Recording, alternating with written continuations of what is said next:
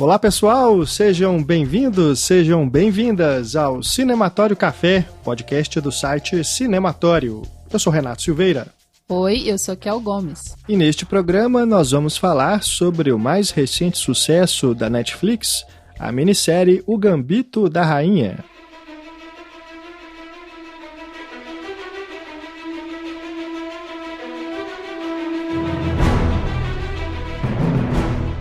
Quem imaginaria, né, que essa minissérie, protagonizada pela atriz Anya Taylor-Joy, se tornaria esse imenso sucesso de acordo com informações da própria Netflix, né? Porque a gente tem que confiar somente nessas informações, porque não há outro meio de medir a audiência da Netflix. Essa é a série mais assistida de todos os tempos na plataforma. Então, assim, é realmente o fenômeno de 2020, esse ano maluco, esse ano trágico, mas a gente vai falar aqui dessa série que traz um grande exemplo, né? Uma personagem que acredito que servirá de inspiração para muitas pessoas. Pelo lado bom, né? Porque ela também tem uma trajetória com algumas decisões que a gente pode questionar aqui, mas enfim, é assunto para a gente conversar aqui no nosso podcast com a nossa querida Ana Lúcia Andrade, professora de cinema da Escola de Belas Artes da UFMG, mais uma vez aqui conosco. Tudo bem, Ana? Ei, gente, um prazer estar aqui de novo para falar dessa série ótima. Minissérie, né? Exatamente, né? Quer dizer que é ótima. Por ser minissérie é tão bom, né? Tipo assim, bem resoluta. Exatamente. Eu vi no Rotten Tomatoes lá que tem 100% de aprovação. Pois é, olha só. Né? Quem diria? É uma minissérie que chegou como quem não queria nada, né? Ela estreou por ali, não havia uma grande campanha de lançamento, nem nada assim, apenas a divulgação normal da Netflix, né? E, claro, a presença da Anya Taylor-Joy, que é uma atriz já com um nome, né, estabelecido, participou aí de grandes produções já, esteve em A Bruxa, no Fragmentado e em Vidro, né, os dois filmes do M. Night Shyamalan, entre outros que estão já aí repercutindo bem antes de ela estar neste projeto em que ela tem o protagonismo e acho que se sai realmente muito bem, né? Essa minissérie a coloca já aí na trilha para projetos que poderão render a ela indicações a prêmios, né, Oscar e tudo mais aí nos próximos anos. Eu só não concordo com como quem não quer nada, porque eu acho que é muito bem planejado que seja uma série de sucesso. A começar pela atriz, a começar pelas escolhas de figurino e também pelo tema, sabe?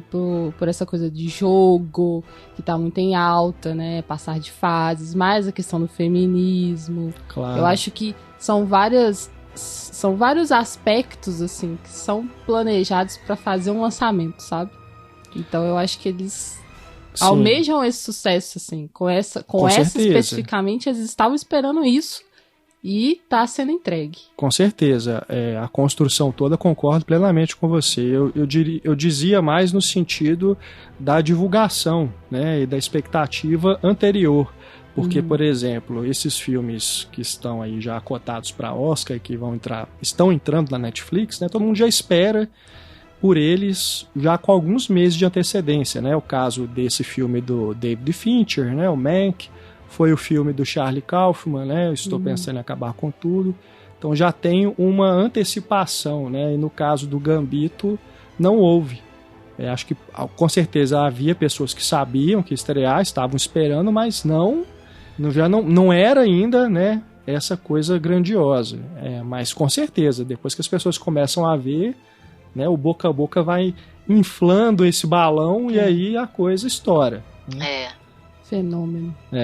Bom, vamos falar sobre ele daqui a pouquinho. Antes, só daqui um recadinho para você que ainda não faz parte do Cineclube Cinematório. fica o convite para você conhecer o nosso programa de financiamento coletivo. A gente criou o Cineclube Cinematório como uma forma de manter o cinematório funcionando, a gente continuar a fazer os podcasts, hospedar eles num servidor bacana, hospedar também o nosso site, enfim, manter o cinematório em dia, com tudo funcionando nos trinques.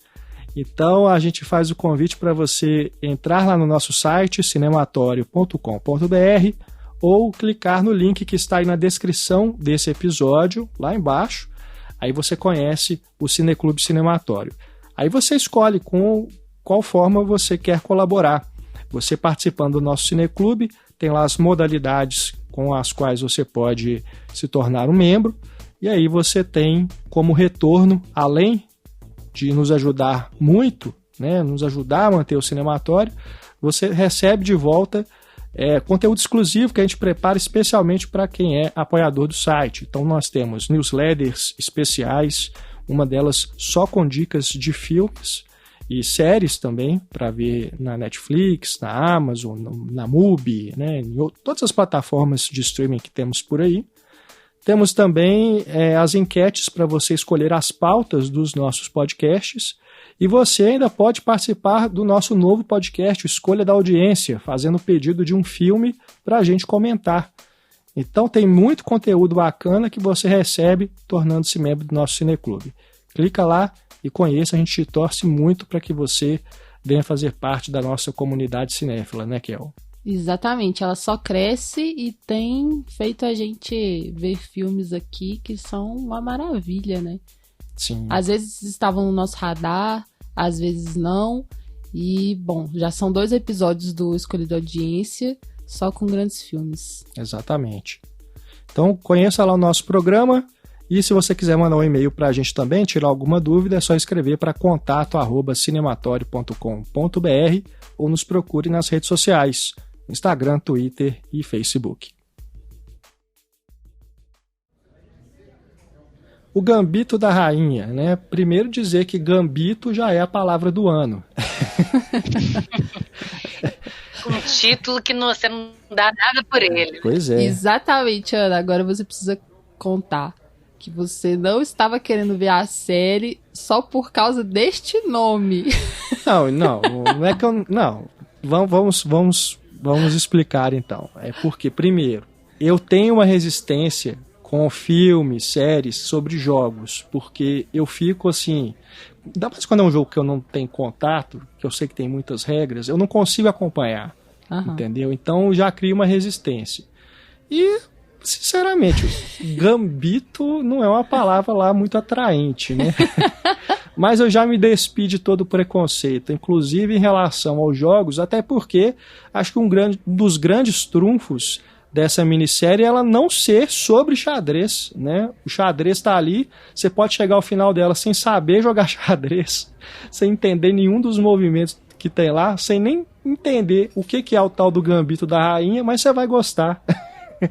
O tabuleiro de xadrez como uma metáfora da vida mesmo, né? Como o Kubrick gostava de colocar, que Sim. O xadrez é um grande recurso simbólico, né? Ele usa muito os pisos xadrez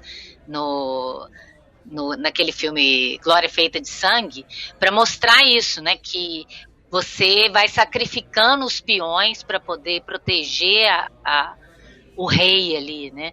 Que isso tem tudo a ver com o filme dele. E ele era um enxadrista muito dedicado, né, muito obsessivo. E eu acho que ele via na vida a mesma coisa que ela vê, né, quando ela fala com a repórter, que ela se sente segura ali, né? Ela só pode ferir a ela mesma. Então é uma grande metáfora da própria vida dela. Exatamente. Essa coisa do tabuleiro mesmo, ela também fala, né? O como que ela gosta de ver a vida como se fosse o tabuleiro de xadrez, assim. E isso se manifesta em várias ações dela, se manifesta no jeito que ela se veste, se manifesta em tudo na vida dela, assim. E até na postura dela. E assim, já pulando para um final, só pra comentar, assim, do tanto que é importante ela tá com aquela roupa que automaticamente já te remete a uma rainha mesmo, né? É verdade. Então eu acho que é muito bem feito. A direção de arte também vai trabalhar com... Não é uma coisa tão escandalosa, óbvia, né? Que ia ser demais. Tudo ser xadrez no filme ia ser óbvio demais. Mas se você for reparar, as composições são muito quadriculadas, né? Tá isso nos papéis de parede, tá isso nas janelas, em vários momentos do filme. E uma coisa, mesmo quem não sabe jogar xadrez, eu tenho amigos que falam, não vou ver, eu não gosto de xadrez, não entendo. Pelo menos você não precisa entender xadrez. E uma das coisas que ele explica desde o início, que é quando ela ainda é pequenininha, aprende, é como é que as peças se movimentam. Então, essa ideia de que, dependendo da jogada, você vai se movimentar de uma determinada maneira, né? Você tem um controle para jogar, mas depende do passo, digamos, do outro, para você ver se você vai andar em L, na diagonal, na horizontal, para frente, para trás, né? Se você vai recuar, se você vai arriscar indo para frente, né? E sempre se protegendo para que você não sofra checkmate. E a vida é isso, é cheque, cheque, cheque, todo dia. A gente tem o Covid aí e o Bolsonaro para não nos deixar mentir. E a gente fica tentando evitar o checkmate o máximo possível. Né? Os cheques e os boletos, né? E esse título, né, o Gambito da Rainha, que depois, ao longo da série, se explica, né, que é um movimento dos mais antigos e dos mais agressivos, assim, no jogo. E é um movimento de abertura. E aí eu fiquei pensando nisso, quanto que são importantes as aberturas, né? Se fala muito de aberturas e tal, e ela representa uma abertura, né? Porque é essa mulher num ambiente completamente masculino. E ela não deixa a sua feminilidade para trás, ela carrega a sua feminilidade junto dela. O que eu acho massa também é isso, porque em muitas personagens né, que tem esse apelo feminista, de desbravar caminhos, enfim, às vezes se coloca uma certa masculinidade, sabe? Ou no jeito de se vestir, ou no jeito de falar, enfim, alguma coisa que é do masculino para dizer que por conta disso ela tá conseguindo quebrar essas barreiras. E essa personagem não. O que eu acho massa é que ela é super feminina, né? Ela não deixa, ela não acha que a sua feminilidade é algo ruim, sabe? Ela abraça isso, né? A sua feminilidade. E é curioso, né? Porque ela vem de uma mãe sem pai, vai para um orfanato de meninas, né? Ela só conhece aquele universo feminino, né?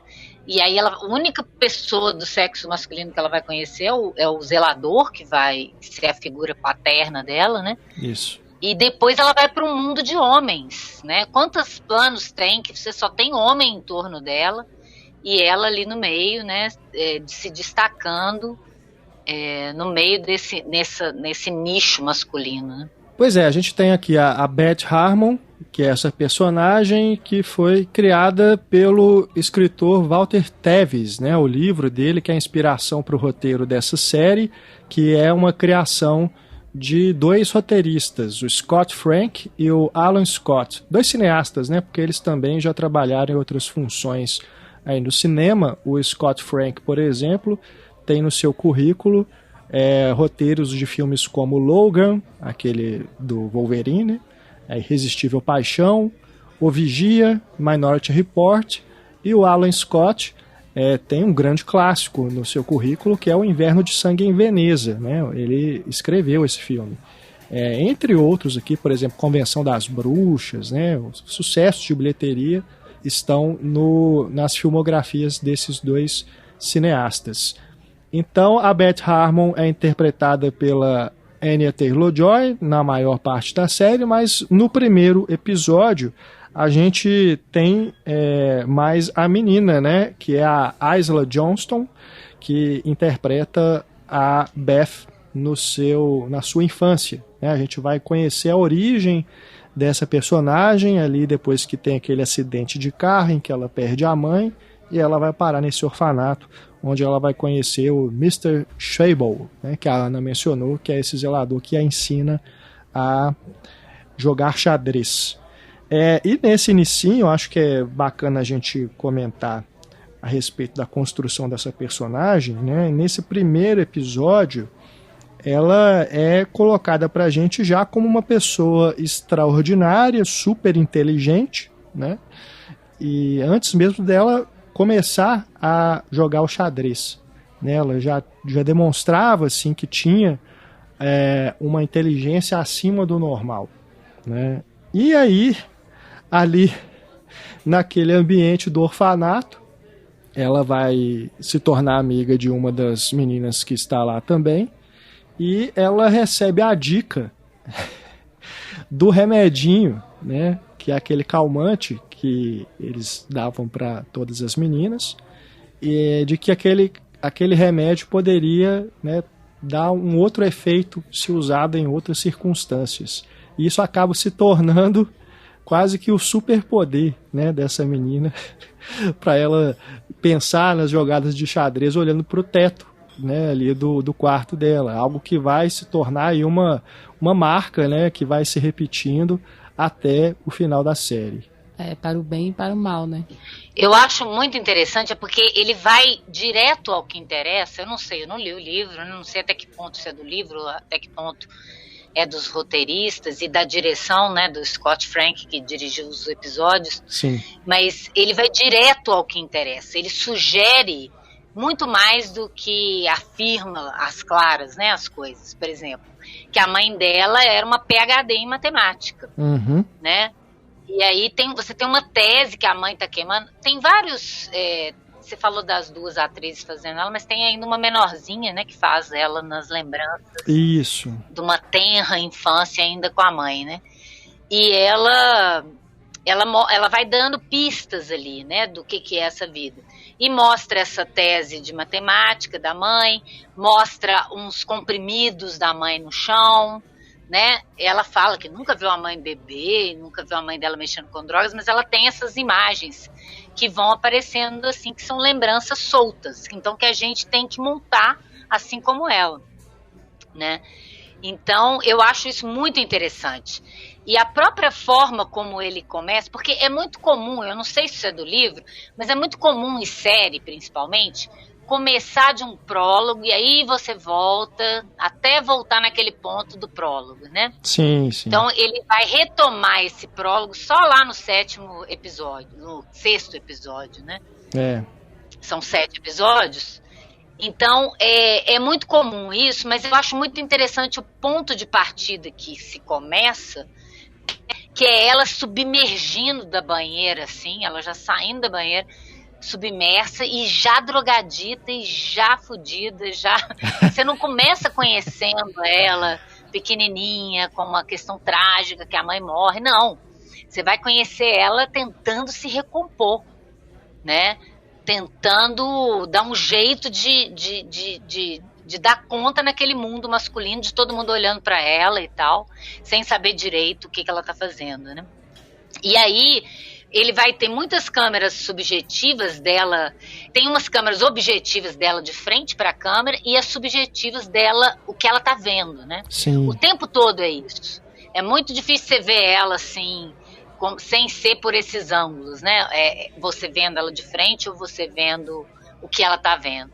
E ela já vai fazer essa fusão pro passado. Assim que ela vai encarar aquele problema, que já é aquele russo foda lá, que vai ser o grande temor dela de vencer no xadrez, aí você volta para o passado, né? E até os momentos, né, como minissérie, se a gente pensar em cada estrutura dramática de cada bloco, sempre vai começar com uma lembrança, né, dela com a mãe, nos outros episódios, né, praticamente assim. E isso vai dando pistas para você construir a personalidade dela. Ele não fica também, sabe, tecendo análises psicológicas, igual uma repórter tenta fazer com ela. O rei é porque você não teve pai, e a rainha, não sei o quê. Ele não faz isso, né? Tá tudo muito sutil, é uma costura muito refinada desse roteiro, eu acho. Só para terminar, deixa eu não falar demais aqui que eu já tô falando, mas eu acho que o grande trunfo desse filme, ou dessa narrativa, digamos assim, porque não interessa, né, se vem do livro ou do roteiro, mas como narrativa, é que a gente está tão acostumado, né, com um clichê meio melodramático, à la Charles Dickens, né? Se você vê um orfanato, vai acontecer coisas horríveis no orfanato. Você sempre está pensando que vai acontecer uma coisa ruim, e não acontece. Eu acho isso incrível no filme, né? E porque o grande rival dela é ela mesma. Ela tem que dominar, ela tem que ter um autocontrole e lidar com essa perda que ela teve na infância e superar isso. Como é que ela vai encarar a vida? Por isso que é tão interessante ela começar submergindo, indo para um jogo e terminar jogando, né? Você pensa, terminou o jogo, acabou o filme. Não, ela vai continuar jogando. Esse simbolismo é muito... eu acho que é isso que faz as pessoas gostarem tanto, né? Acaba sendo uma história, mesmo que fale de drogas e blá, sem contraindicação para qualquer pessoa pode se identificar com aquilo, né? Porque é uma personagem que parece uma pessoa mesmo, né? Eu até achei que era baseado em uma personagem real, né? Uma enxadrista mesmo, e era a trajetória dela que estava sendo narrada ali, mas não é.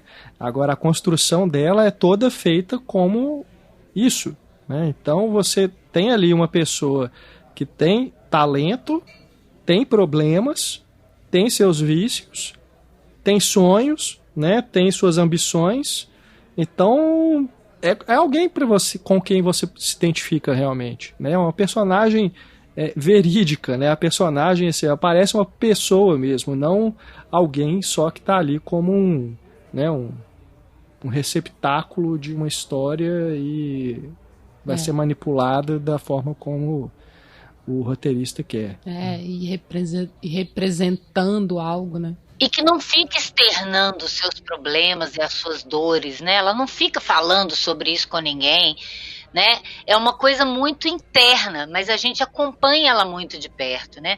A gente pode, mesmo sem ter nada a ver com ela, se identificar e compreendê-la e torcer por ela. Acho que é por isso que a gente não precisa ver o xadrez e entender de xadrez. A partida fica emocionante porque você está olhando para o rosto dela o tempo todo. Isso. Pensando no que será que ela está sentindo, como é que ela vai dominar aquilo, sabendo que ela talvez esteja ou de ressaca, ou com vontade de beber, ou de se drogar, ou com medo daquele adversário, né? E nisso a atriz também, ela ajuda muito, porque você precisa saber o que se passa dentro dela, né? Então uma boa atriz ajuda muito nisso. E é muito interessante essa construção, né? Como é que ele faz... Claro que tem um monte de outros elementos, né? Tem uma música muito legal, tem uma montagem muito dinâmica e tem essa atuação de atores que é muito boa. A forma como ele mostra o jogo através dos olhares e da plateia assistindo, sem mostrar demais o tabuleiro...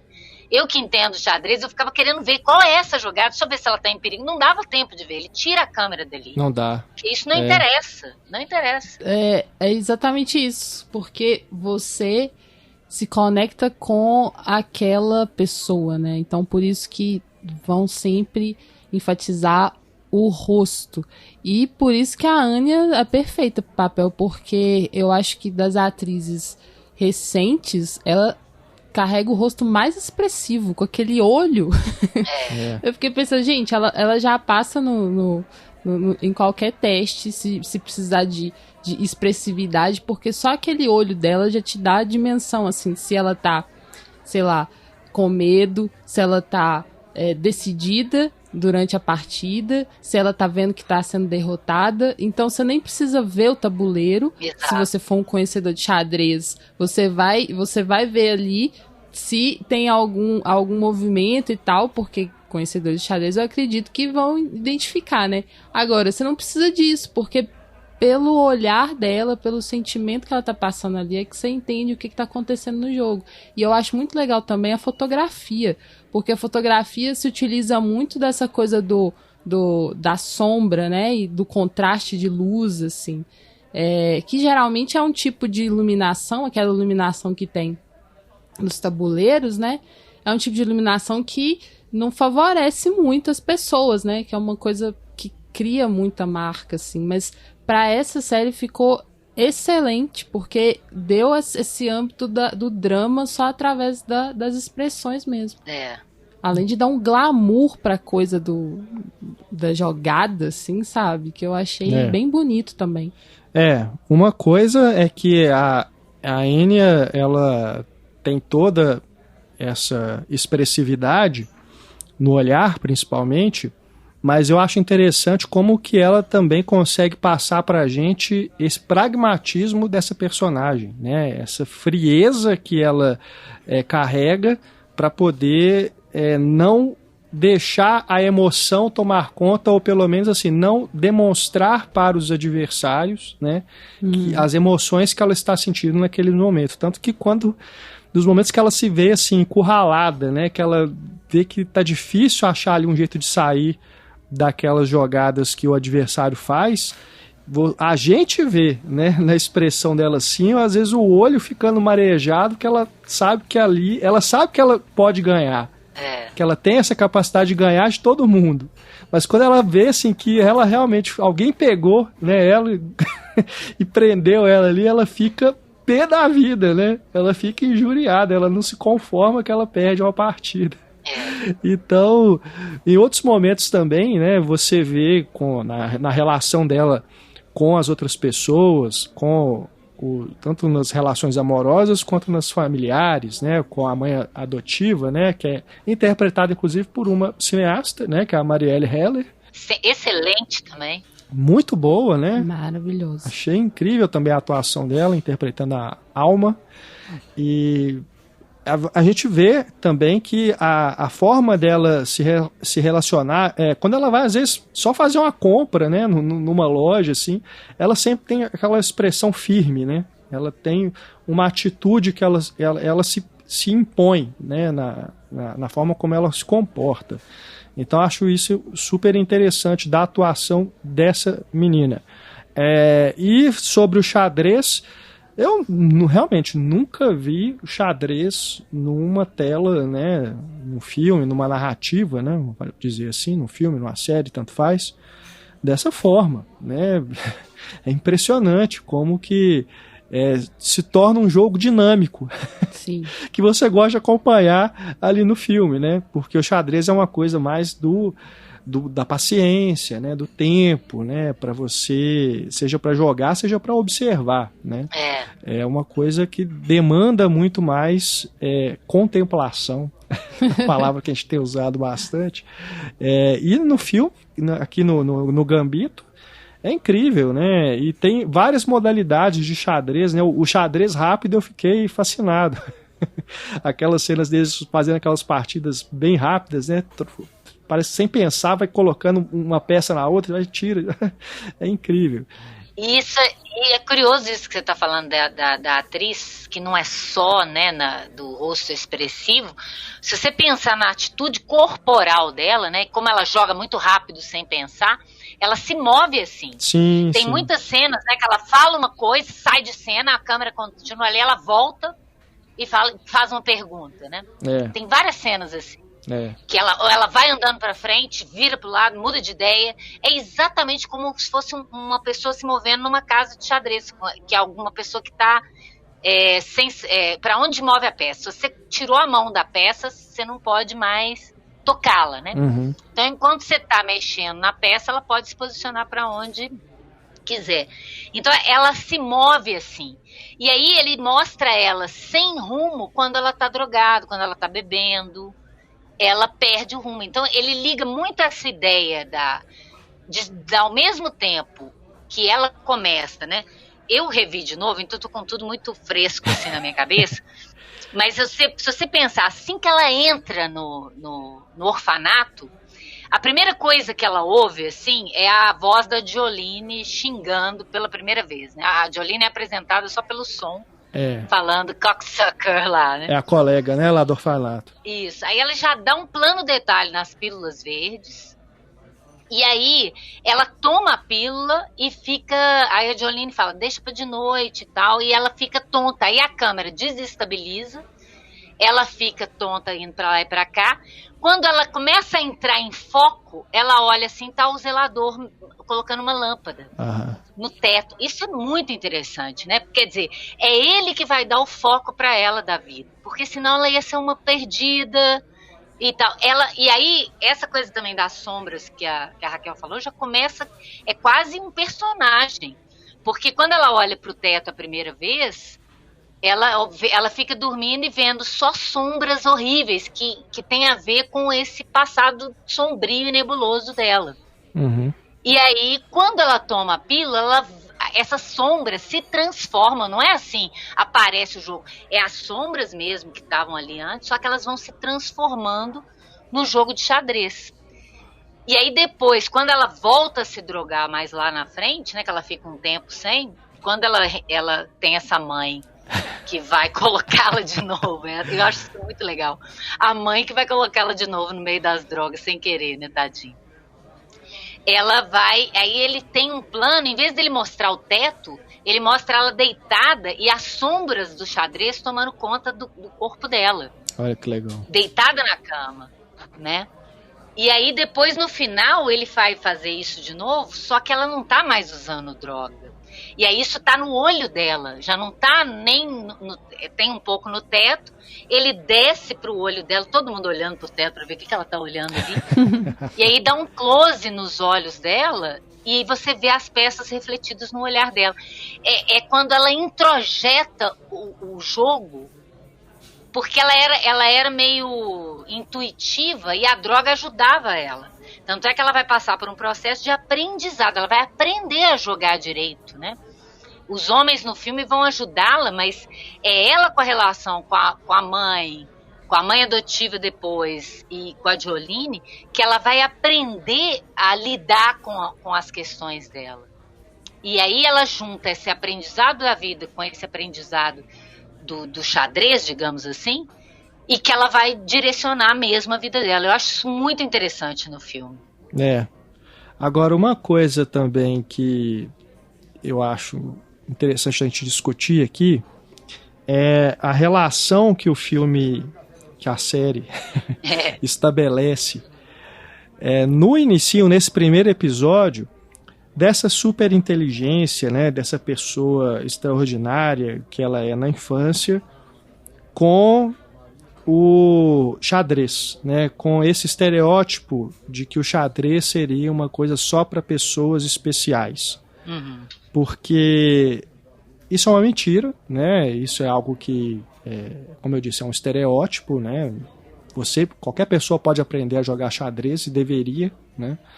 Agora, a partir do segundo episódio, eu acho que isso se desfaz e a atitude que a Beth demonstra passa a ser o elemento determinante, né? Aí eu acho que começa realmente a ficar mais interessante essa personagem e a proposta da série, de não ser só isso, né? Ela é uma pessoa, né, que é superdotada, né, que tem o QI elevadíssimo, né, e por isso que ela consegue jogar xadrez e tem a capacidade de estar ali, principalmente isso, entre os homens, né, entre as pessoas que estão ali, como se só os homens fossem capazes de ter essa inteligência e de jogar o xadrez, né? Então eu acho que depois a série começa a desfazer isso e aí a questão do feminismo passa também a ter uma maior importância, né, Kel? Você também, na hora que a gente estava vendo, você comentou comigo isso. No primeiro episódio eu fiquei com medo, assim, de ser apenas focado nisso, assim, nessa questão de ela ser essa pessoa superdotada e tão especial e por isso ela tá chegando onde tá chegando, entendeu? Porque aí pesa como representação, assim, porque é como se dissesse que só essas pessoas especiais é que chegam a esses lugares, que conseguem quebrar essas barreiras. Mas não, depois eu acho que como vai humanizando ela, vai dizendo desses problemas que ela enfrenta, sabe? Que são problemas sérios e que, na verdade, ela tá lutando consigo mesma o tempo todo. Ela não é esse ser excepcional. Na verdade, ela tem um dom, ela tem um talento matemático, inclusive ela tem genes, porque como a Ana falou, a mãe dela também era uma pessoa que estudava matemática, que tinha uma tese em matemática, enfim. Então, além de tudo, ela tem genes ali, né? E aí isso vai sendo melhor construído, assim, como a humanidade dela mesmo, para uma identificação, porque se ficasse essa coisa do excepcional, eu acho que é um pouco problemático. Apesar de que eu também fiquei pensando em várias histórias de homens excepcionais que a gente tem e de ter visto pouquíssimas vezes mulheres excepcionais, sabe? Talvez também não seja esse grande problema, sabe? Ah, sim. Em termos de comparação. Mas em termos de empatia, eu acho que eles resolvem isso. Assim. Eu só fiquei um pouco... eu acho que faltou um pouco mais de relação dela coletiva, assim, no sentido assim, ela passa por essa questão, né, de traumas, de vícios, que são muito pessoais, mas ela tá em um momento de abertura, vou usar a palavra de novo, de abertura para ela dentro do xadrez, que aquilo ali significava alguma coisa naquele momento. Uma coisa muito importante, sabe? Revolucionária até. E aí, nesse sentido de o que as outras mulheres estão pensando, acho que falta um pouco isso, porque assim, você tem muito a dualidade, sabe? Tipo assim, ou é ela, ou são as outras meninas que simplesmente só pensam em casamento, só pensam em meninos, em ser donas de casa, que estão reproduzindo, né, esse machismo. Tem uma menina apenas, que é a primeira com a qual ela vai enfrentar, né, que é a primeira oponente dela, e é no colégio. E essa menina volta depois, inclusive, pra falar, olha, você foi muito importante pra mim naquele momento. Eu não tô mais fazendo xadrez. Provavelmente que ela não conseguiu mesmo. Mas eu tô em medicina e blá, blá, blá. Então, assim, ela foi essa única ponte de importância coletiva do que ela tava fazendo ali. E eu acho que isso poderia ter sido um pouco mais explorado, assim, porque essa menina, ela some, desaparece, depois você não tem, né, depois desse primeiro encontro você não tem mais nada sobre ela, e quando ela volta pra falar isso, mas a personagem tá num momento ali também, né, que tá super fragilizada, que inclusive tava de ressaca, enfim, ela tava na escola para poder voltar a fazer uma apresentação, né, uma jogada, que ela foi convidada e tudo mais, ela já era reconhecida, mas ela não estava se importando muito com isso. Então, quando a menina fala disso pra ela, sabe, pouco se importa, assim, porque ela não tá na vibe, assim, ela tô nem aí pra isso. Então, eu acho que talvez faltou um pouquinho mais disso, sabe, dessa questão da importância do que ela estava fazendo em termos coletivos. Tanto é que eu também fiquei pensando enquanto talvez tenham amortizado um pouco o machismo naquele ambiente, em relação aos oponentes, sabe? Nossa, você acha? Eu acho. Pois tá todo na visualidade. Não, Ana, sabe por quê? É ela sozinha no meio de um monte de homem? Eu acho que é isso, tá só na visualidade, mas eu acho que em relação a como eles tratam ela, em como ela chega aos ambientes e tudo mais, tipo, só no primeiro, assim, só no colégio é que tem, assim, uma primeira resistência. Depois, eu acho que os caras, eles, sabe, tipo, é só na visualidade mesmo, e eu acho que talvez as mulheres, naquela época, enfrentando algo tão masculinizado, né, e sendo uma única, eu acho que ela ia, sabe, ter um pouco mais de tensão, que não seja só essa coisa da visualidade. Sabe? Isso talvez seja pelo fato de serem homens que estão no roteiro e na direção. talvez, né? Mas eu concordo mais com a Ana nesse aspecto, sabe? Eu acho que tá representado. Cinematograficamente. Eu acho que exatamente, é inegável que tá ali. Entendo que você queria que talvez mostrasse mais escrotidão dos caras, sabe? Mas o filme, ele não tem vilões. O filme, ele não opta por vilões. Isso é o mais legal. É isso que eu acho massa também, porque por mais que tenhamos ali esse ambiente machista, sim, e esses caras que estão ali no controle, né, eles são os donos do jogo, ao mesmo tempo eu não acho que o vilão, principalmente, né, o Borgov, né, o russo, né, que é o principal adversário, e outros também. É o adversário, não é nem vilão. Não é vilão, exatamente, né? É adversário, né? Outra coisa. Ele tem a estratégia dele, né? A forma como ele se coloca ali diante do tabuleiro e diante do seu adversário ou adversária. E tem os outros oponentes dela também que adotam estratégias que são meio toscas, né? Igual aquele menino que é o Harry, né? Que é seria o principal rival ali no começo, né? Da trajetória dela, que ele fica bocejando, né? Aqueles dentes horrorosos, que é pra distrair, né? Que é pra poder... depois ele fala que consertei meus dentes por sua causa. Por causa dela, né? É o menino do Harry Potter, né? Do Harry Potter, né? O Harry Melling. Então, assim, esses caras têm essas estratégias, eles são meio chatos, assim, com as coisas, mas quando eles perdem, né? Eu acho que tem uma dignidade na perda que eles demonstram, né? O Borgov, cara, eu fiquei fã dele no final da série, sabe? Também. Nossa, ele é incrível.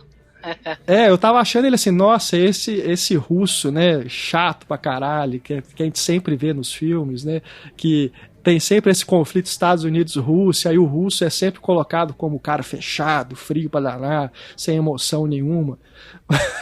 Então a série toda constrói essa imagem dele, e pô, na hora que ele finalmente perde pra ela, né, eu achei muito massa a forma como ele declina, né, do jogo. Foi como ele concede pra ela. Ele entrega o rei dele pra ela. Ele entrega o rei. Ele não tomba o rei, ele entrega o rei na mão dela.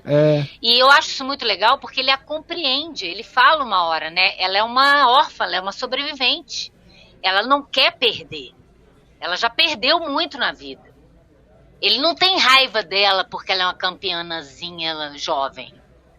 Não é isso. E eu acho que o machismo está explorado, como eu falei, é uma narrativa muito sutil. Essa coisa dela ser capa, e todo mundo falando que ela tá linda na capa, ficar falando das roupas dela, ficar falando que ela é jovem, é a única mulher. Isso também é um machismo da própria mídia, de ficar ressaltando. Aquela mulher que vai entrevistar ela fica perguntando essas questões para ela, como se ela fosse também um ET. E eu acho interessante que ela tem uma posição à la Fleabag, que ela fala meio assim, gente, que eles falam, garotas não jogam xadrez. Eu não quero ser marcada por ser uma menina que joga xadrez, né? E eu não acho que ela tá dando uma de Morgan Freeman falando que ela é só humana, não é isso, né? Ela tá se colocando, eu não quero ser um destaque porque eu sou uma exceção numa sociedade que existe regra. Não, eu quero me colocar nessa sociedade, porque a única forma que ela se coloca é no xadrez. Ela é antissocial, ela é esquisita, ela não consegue conversar direito com as pessoas, nem com a Jolene, que é a melhor amiga dela, ela conversa direito. Ela demonstra direito afeto. E eu acho massa isso, porque a Jolene começa a ensinar ela primeiro as coisas, depois o zelador, ele não ensina só xadrez, ela fica putinha porque ela perdeu, ele tranca a porta, não deixa ela aprender mais, aí depois ela ganha e se gaba, ele fala com ela que ela não tem que se gabar, né? Ele começa a ensinar ela a lidar socialmente com o mundo, porque ela não tem isso. Ela tinha uma mãe esquizofrênica, perdida, que não conseguiu direito passar isso para ela e que passou, porque tem vários ensinamentos muito legais da mãe nos passados que começam, né? E isso vai tendo a ver com cada coisa que vai acontecendo, né, na história.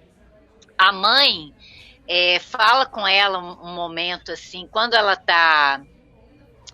começa a ser treinada, né, pelos dois carinhas, né, o primeiro carinha lá, o que você falou, do dentinho, o Harry, e depois aquele menino do Simplesmente Amor, com aquele bigodinho bem ridículo.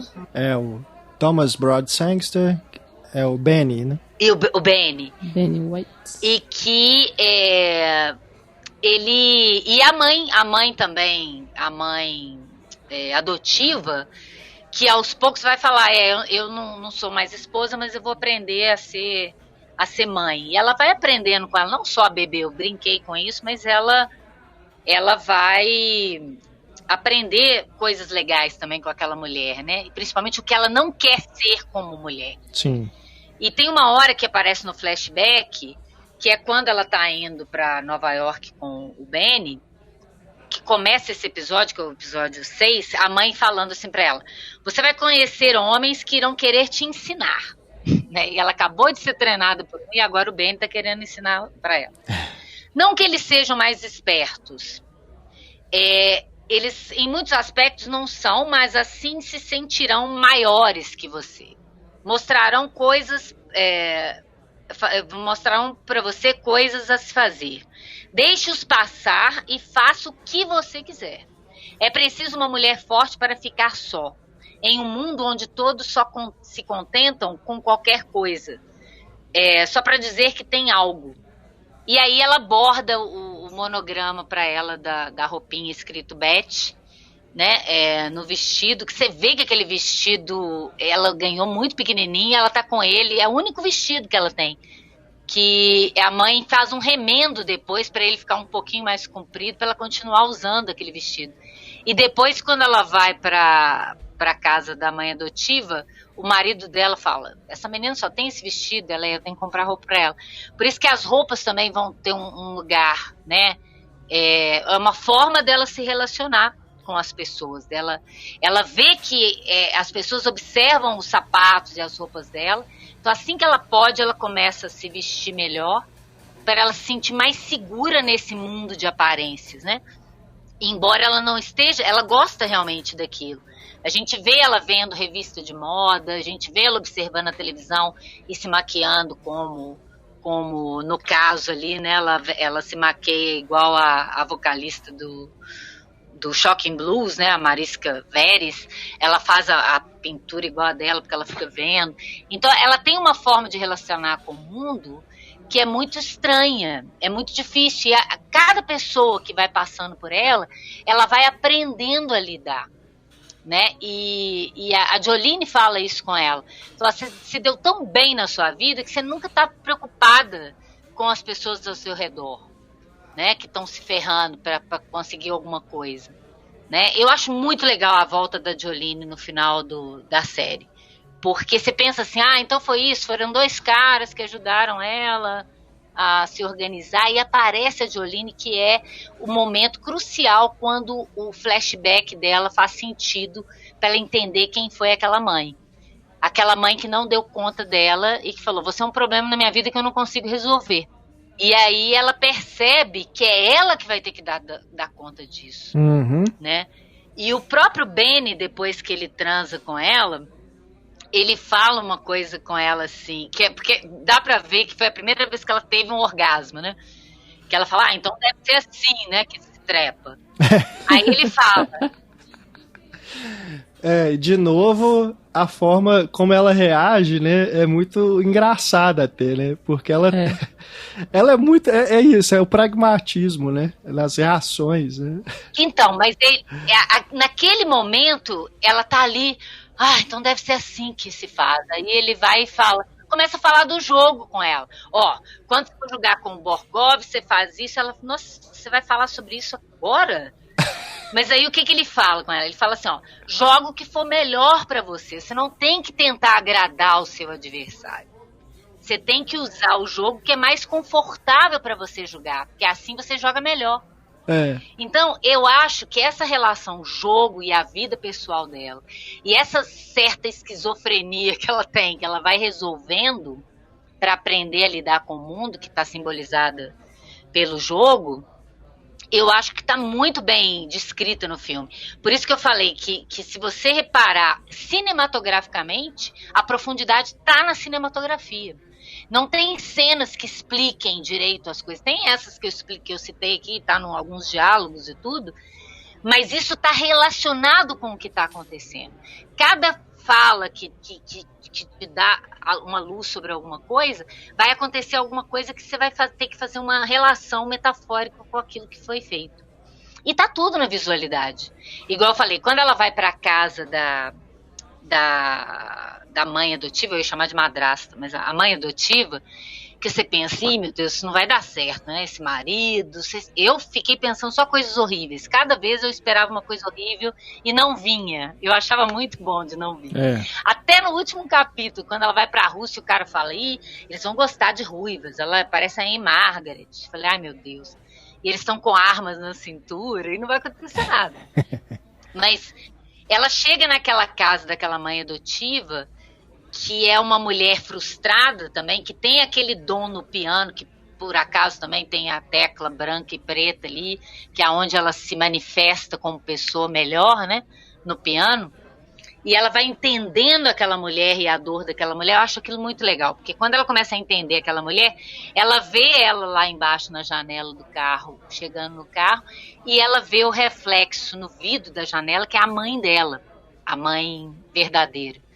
Ela substituindo aquela mãe por aquela outra figura materna, né? E aí, no quarto dela, você tem um papel de parede xadrez, a cortina xadrez, não é um xadrez igual do tabuleiro, xadrez de estampa, né? Sim. E a casa da mulher é inteiramente florida, né? E aí, quando ela vai olhar para o teto e não consegue ver o jogo, ela arranca aqueles cortinado florido e começa a ver o xadrez, né, no teto, e a mãe, que é representada por esse tanto de flores, né, e quando a mãe morre, ela vai arrancando tudo de frufru de flores da casa, e ela substitui tudo por papéis de parede, que é curioso porque quando ela fica sozinha na casa, esses papéis de paredes, eles formam um xadrez quase incompleto, quase formando um xadrez, mas as linhas não se completam. Olha, interessante. É quando ela começa a ficar pirada, né? Doidinha e tomar todas e tal. Uhum. E no final, tanto é que no final ela tá só de roupas adaptando naquele ambiente austero russo ali, que aliás é incrível ele mostrando como é que é diferente pela ambiência e pela direção de arte nos Estados Unidos, em Paris e na Rússia, né? O jogo. E na Rússia, aquele pé direito altíssimo, tudo escuro, ela se adapta ao ambiente, né? Ela fica usando só preto, verde escuro e cinza. Mas quando ela vai sair, ela sai com um casaco xadrez claro, né? E ela usa sempre esse casaco xadrez andando pelas ruas.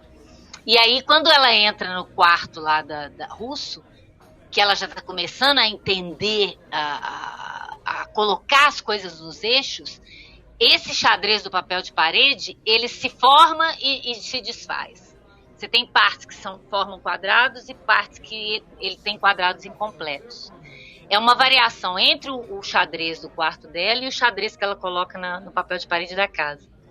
E no final ela já está no xadrez total, que é onde ela fica mais confortável. Claro que isso não é para ninguém ver, né? Tanto é que, como eu falei, é bem sutil, não é uma coisa preto e branco, as claras, assim, né? Um xadrez preto e branco, embora ela use muito, ela tem uma saia xadrez preto e branco, ela tem várias roupas preto e branco, assim, que vai aludir ao tabuleiro, né? E tem aquele momento que é incrível da montagem, que ele divide a tela toda mostrando ela jogando e o Benny jogando, até que os dois vão eliminando os adversários para os dois jogarem juntos, né? Vocês lembram dessa sequência? Sim. É muito boa. É massa mesmo. Eu não sei se é do episódio 6, eu não me lembro agora, mas Ele faz, eu não sei se vocês lembram do filme Crown Magnífico, Sim. de 68, com o Steve McQueen, né, e a Faye Dunaway. Esse é um filme inteiramente com composições em xadrez. E o tempo todo eles chamam o Crow de um grande enxadrista. Ele não joga xadrez exatamente, só uma cena, mas ele é o cara que arquiteta o roubo, né? E todos os enquadramentos, se você reparar, são composições em xadrez. No fundo, nas janelas, a casa dele, todo estofado é xadrez e tal. E aí tem uma sequência que eu passava muito em aula, que é ele jogando xadrez com a Faye Dunaway. E é uma cena de sexy, assim, dos dois jogando, que o jogo interessa nada, né, assim. Mas ele vai quadriculando o detalhe dela pegando na boca, ele olhando para ela, a perna dela, ela mexendo no cabelo. E ele vai quadriculando o plano, mostrando vários detalhes que a olho nu você não veria, que é mostrando aquela relação dos dois. E ele faz isso, eu acho que é uma grande homenagem nessa sequência, que é nesse episódio 5. Lá pelos uns 30 minutos do episódio 5, mais ou menos, tem esse plano. E é muito legal porque ele vai mostrando os dois como opostos, complementares. E eu achei muito curioso, porque eu falei, gente, esse ator parece com ela, esse menino. Ele parece fisicamente com ela. Né? E ele é também um menino meio perdido. Você vê que ele provavelmente foi alcoólatra. Não fala nada, mas dá a entender que ele pode ter sido um alcoólatra. Ela chega naquela casa dele, naquele porão, ela fala, nossa, você mora aqui? Ela fala com ele uma hora, você não tem dinheiro? Ele não tem dinheiro, ele perdeu tudo. E ele aposta, ele tem outros vícios, né? Então, por isso que ele fica preocupado com ela, porque ele sabe no que ela pode se tornar. Agora, tudo isso que eu tô falando não são conjecturas minhas, são fios que eu pego a partir das pistas que estão jogadas no filme. Que ele não vai desenvolver esses fios, a gente que tem que costurar. E é isso que eu acho muito legal no filme. Porque se você começa a observar a visualidade com o ritmo do filme, que tem a ver com o ritmo do jogo que ela joga, e com o que está acontecendo, você percebe que é muito mais profundo do que simplesmente uma historinha legal de uma menina que veste bem e que ganha de xadrez dos homens. Não é só isso o filme, a série. Com certeza. E essa conexão com... Como que ele chama? Benny Waits? Benny Waits. É muito legal, assim, né? Porque tem essa coisa de serem oponentes, mas eles têm mesmo uma certa conexão. Tanto é que é pra ele que ela perde, né? Em primeiro lugar. E aí depois, né? Eles se tornam aliados. E é interessante como que ele também não é como os outros visualmente falando, né? Ele se veste de um estilo completamente diferente do restante dos homens. Ele não é o beatnik. Ele não tem, ele não é aquele nerd. Ele é o quê? O beatnik. Ela pergunta, pra que essa faca? É pra me proteger. Ela de quê? De qualquer coisa. Quer dizer, ele tem também um escudo ali dele, né? E até parece faroeste. E ele vai dar pra ela esse senso de coletivo, né? Isso é muito massa, que eu falei, agora vai ficar uma rixa de Rússia e Estados Unidos. Não, ela vai aprender na Rússia o que é o sentido do coletivo. Quando ela percebe que eles trabalham em grupo, eles se ajudam, eles não estão preocupados em vencer individualmente, que é um espírito capitalista norte-americano. E aí é muito legal aquela sequência, todo mundo ajudando ela, né? Todo mundo pensando junto com ela, né? Sim. E que no fundo não adianta, porque o cara vai fazer um movimento que ninguém esperou. Então vai depender dela mesmo. Só que acontece que ela aprendeu a pensar para além de si mesma, né? Além dessa coisa individual. Não interessa perder ou ganhar exatamente. É outra coisa. Acho massa também no final ela não ficar exatamente com alguém, mas ela continuar jogando com pessoas que foram com quem ela começou, como o zelador dela. Sim. Né? Então, eu acho aquele final eu acho absurdamente lindo. Eu choro, a segunda vez que eu vi, eu chorei naquele final. Acho muito bacana. É muito emocionante. Muito bacana. É belo demais. E é uma câmera na mão ainda, né? E ali é um monte de homens velhinhos, mas você não sente uma coisa agressiva, machista. Você sente uma coisa receptiva, porque eles não estão competindo para ganhar. Eles estão jogando, simplesmente, porque é o que resta na vida para eles. E ela pergunta isso para aquele menininho russo, né? Ele fala, com 16 anos eu vou ser campeão. Ela fala, e depois você vai querer fazer o que da vida? O menino, não sei o que você está querendo dizer com isso. Ela também acho que se coloca essa questão, né? Eu vou ser campeã e aí?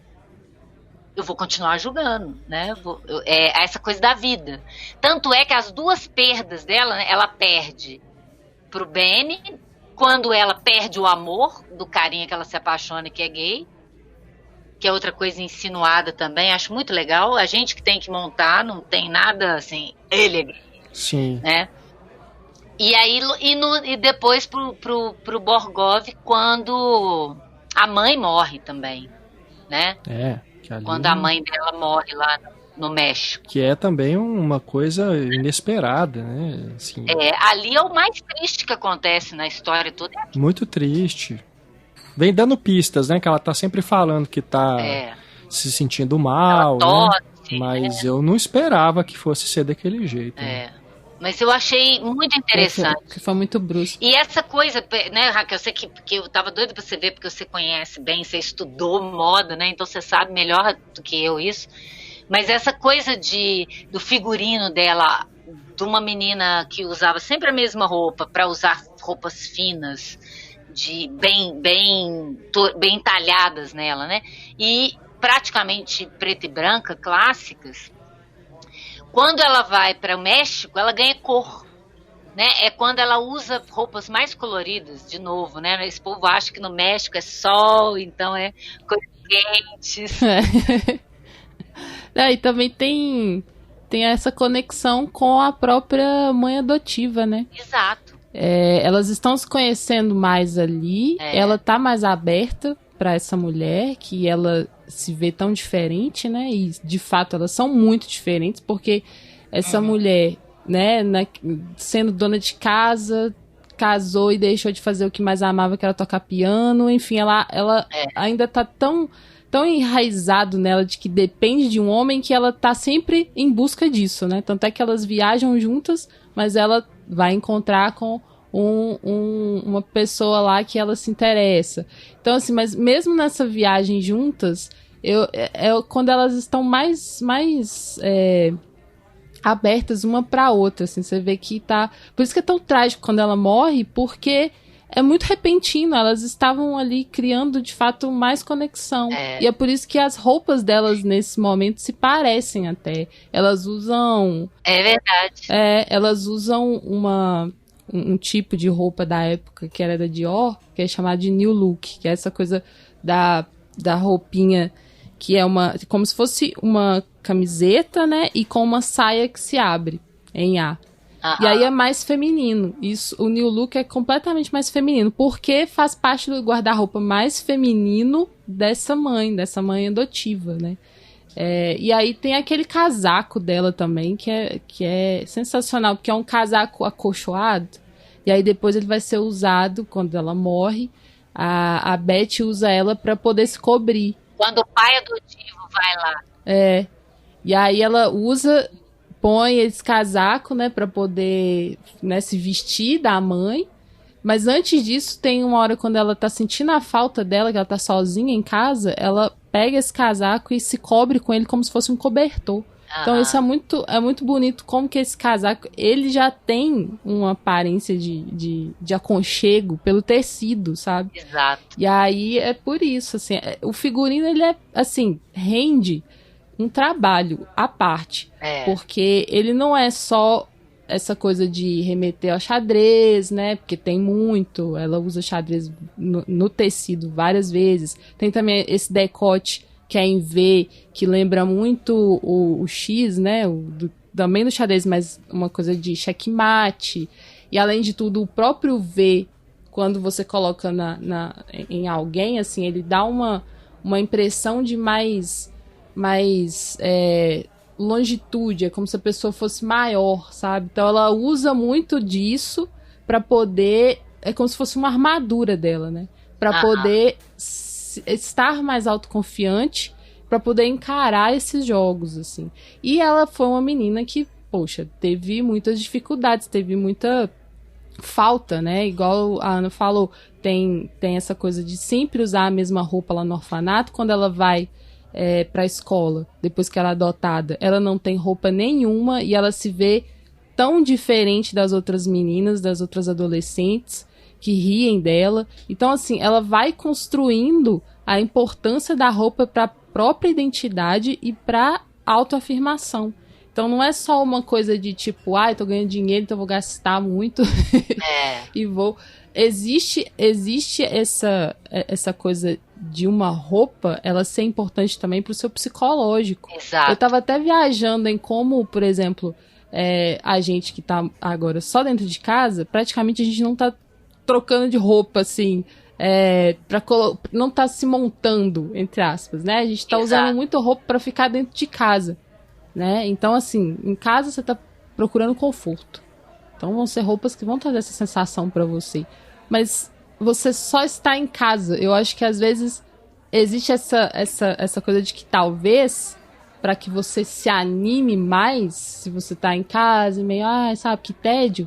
Se você coloca uma roupa diferente, que seria uma roupa que você, sei lá, usaria pra sair, já te dá uma outra vibe, sabe? Então é muito isso, assim, o quanto que tá tão ligado à identidade ao nosso psicológico também.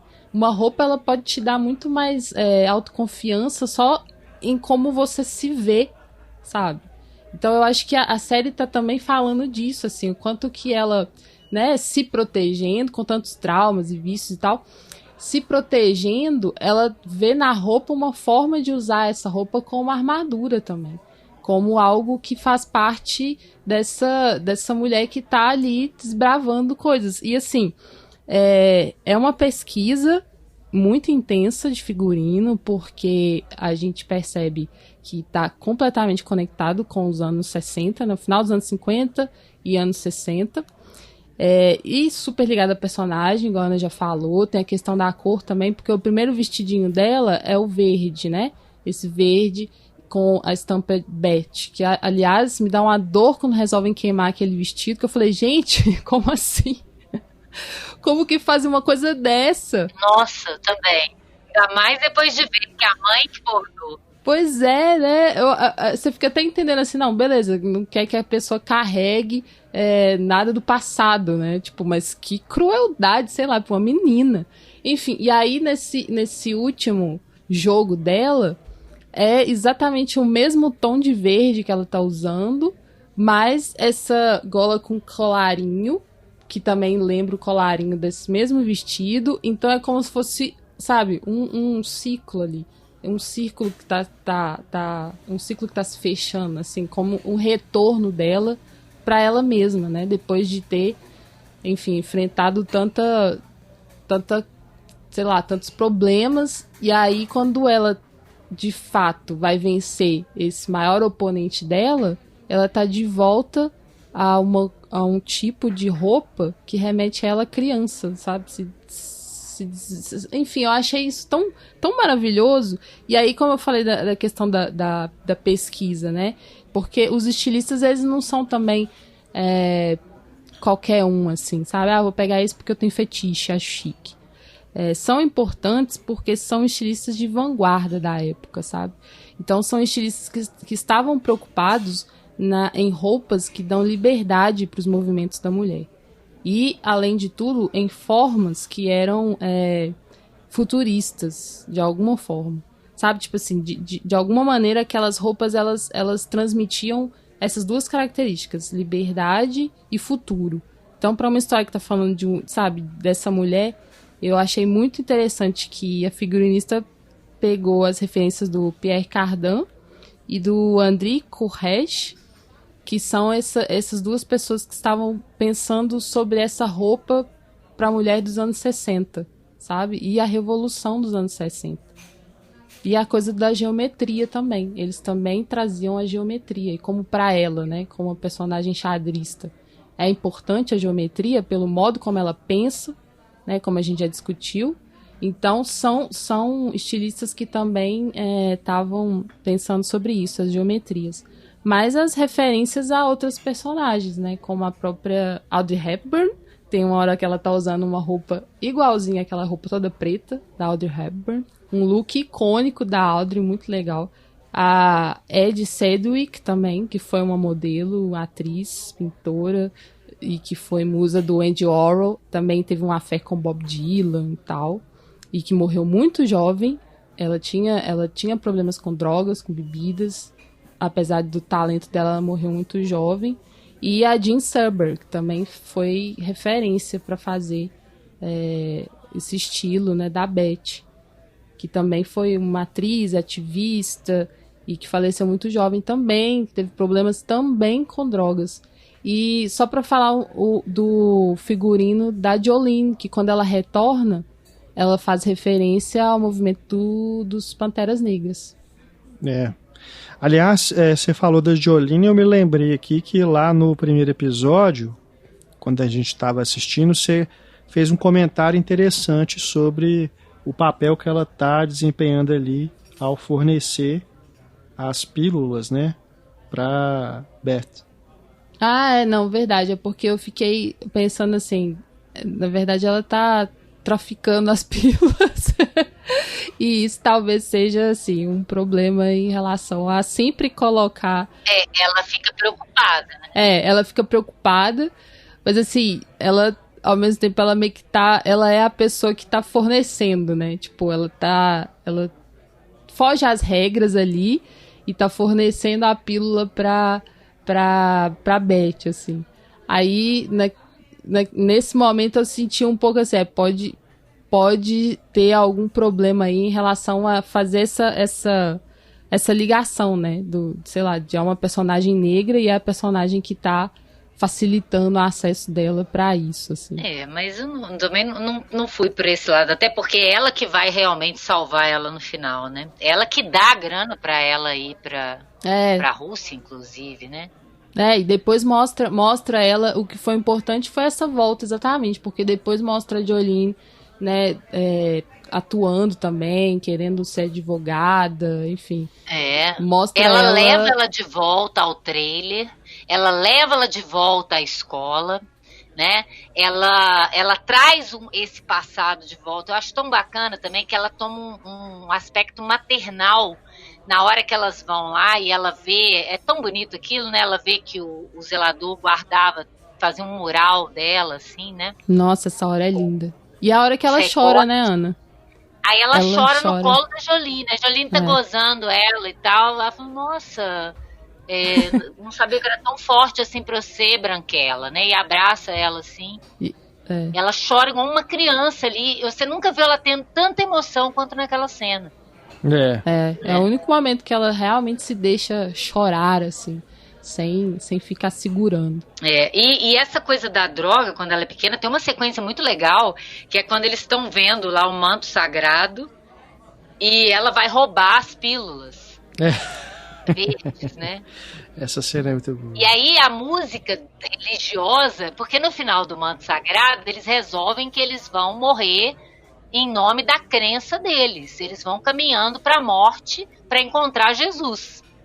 E aquela música sagrada e tal, ele mostra ela indo caminhando para pegar a droga e ela cai lá de cima. Muito maravilhoso. Maluco. Porque tem uma cruz assim na porta de onde fica o remédio, né? Que é de medicina, mas enfim, você pode fazer a cruz com...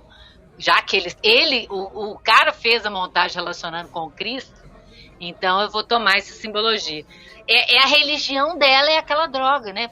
Porque ele mostra a droga lá em cima, assim, a cruz em cima da porta, assim, e ela indo em direção, como se estivesse indo para uma coisa abstrata, né? É a minha salvação. É muito legal aquela sequência. É ótimo. Muito bom. Que pílula que é essa? Existe mesmo? Eu quero essa pílula. Qual? Essa que deixa doidão. Nossa, nem faz. Eu quero ver peça de xadrez no teto, quero isso tudo. São as pílulas de... E na verdade ela fala, né, que isso acalma ela, faz ela ficar turva, com um pensamento turvo e jogar intuitivamente, né? Que ela abstrai o resto do mundo. São gente, calmantes. Não, tem que divulgar isso aí, pô. 2020 a gente precisa disso. Mas, amor, são os calmantes, os ansiolíticos, são todas essas drogas que na quantidade certa, ela vai te fazer viajar com certeza. Que era porque são prescrição drogas. disso aí. Ué, tanto é que no final, ela fala que a droga, ela deixa tudo turvo para ela se concentrar no xadrez. Ou seja, ela sai da realidade que ela não dá conta, para ela mergulhar num outro mundo onde ela se sente mais confortável. E aí, quando tem o último flashback de fato, que ela entende que a mãe se matou porque ela não dava conta de cuidar dela, de ser mãe e de viver nesse mundo, e de não saber o que ela ia fazer com uma filha pequena, ela sobrevive. Aí, quando você percebe que ela sobreviveu mesmo, e ela percebe, ela joga as pílulas no vaso. E aí tem até aquela coisa tensa lá daqueles russos oferecendo vodka para ela. A gente fica tenso, ai meu Deus, não bebe, com medo dela perder o jogo, né? E a gente sabe que ela vai ganhar, mas a gente fica na torcida até o último minuto, né? Porque na verdade é isso, ela ganhar o jogo é ela dominar a si mesma, é ela entender que ela vai ter que dar conta da própria vida. Por isso que é muito legal ela terminar jogando com os velhinhos, né? Nesse final simbólico de que eu vou continuar vivendo, eu vou continuar jogando, que esse é o sentido da vida, né? Continuar jogando. Se você tá na vida, você tem que jogar, né? Sim. Vivendo e aprendendo a jogar. Exato. E por isso que a estrutura da série é tão legal de ser essa história, esse arco, né? De ascensão, queda e a volta por cima. E ela termina, vamos jogar, é Billy Wilder aquilo, né? Shut up and deal. Vamos jogar. E ela ainda fala em russo isso, né? Ela ainda fala isso em russo. Eu achei isso incrível, terminar o filme com a fala em russo. Vamos jogar. Muito bom. Achei muito bacana. E outra coisa também que a gente não pode deixar de falar é a trilha sonora, porque ela não é só uma coisa da época. Ela comenta cada episódio da vida dela de um jeito muito interessante também. Sim. Não, realmente um grande feito, o Gambito da Rainha, tem que tirar o chapéu. Tava realmente com alguma resistência para ver, mas... Bom, primeiro que assim, 7 episódios, né, mais ou menos, a gente tem alguns que tem 1 hora de duração, outros tem 40 minutos, 6 horas e meia, né, mas passa muito tranquilo. Eu e a Kel vimos assim, 2 sentadas, né, a gente viu 3 episódios num dia, 4 no outro. É bem tranquilo de ver. Então fica a recomendação aí, uma das melhores narrativas audiovisuais que a gente viu neste ano de 2020, eu acredito. É verdade. Com certeza. Que bom que vocês gostaram também. Ainda mais porque eu fiquei forçando, falando pra vocês verem. Eu vi que você tava com resistência, Renato. Aí que bom que você gostou. Não, mas é por isso. É igual quando a gente comentou lá sobre o jogo de pôquer, né?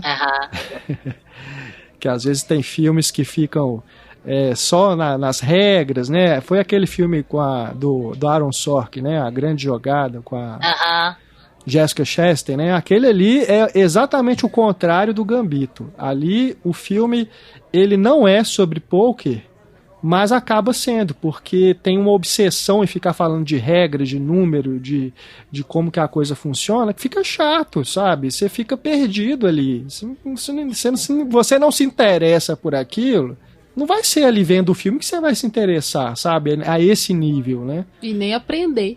Já aqui, no Gambito, se você não curte xadrez, você pode passar a se interessar e tentar aprender como tem acontecido, né? Já havia aí reportagens de como que a procura por esse esporte cresceu, né? Por causa da série.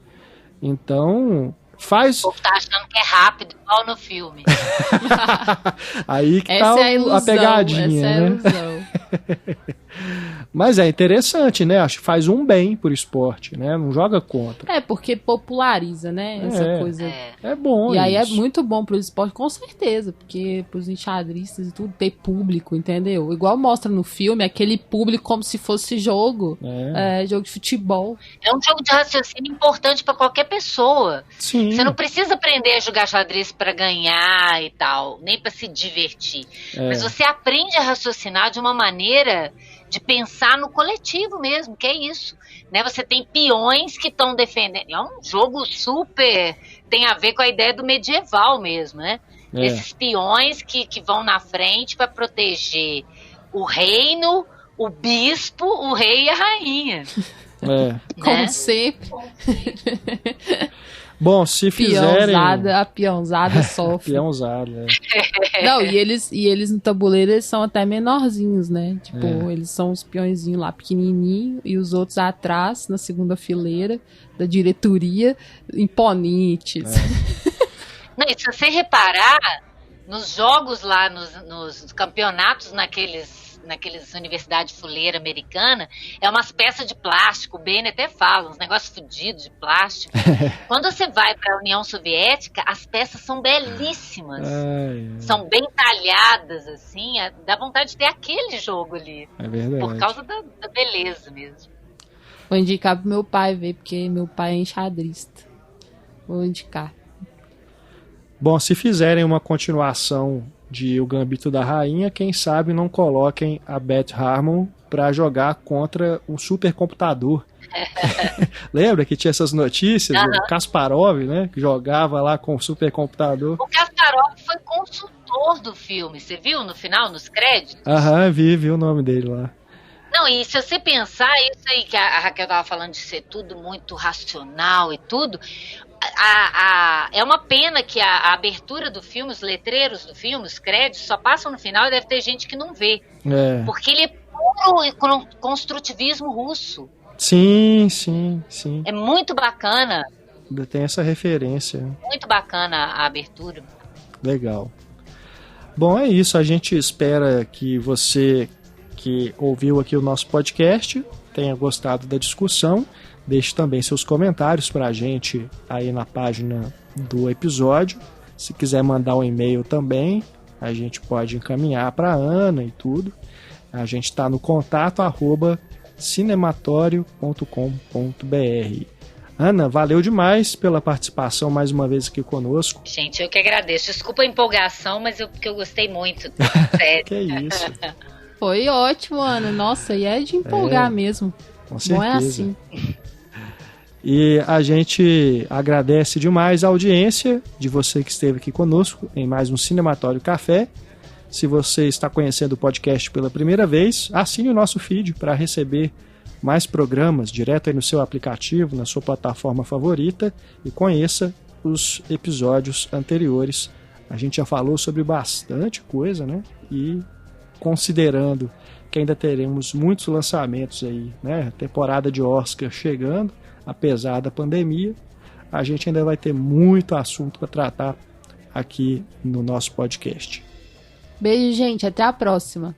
Um grande abraço, pessoal. Até mais. Tchau. Até.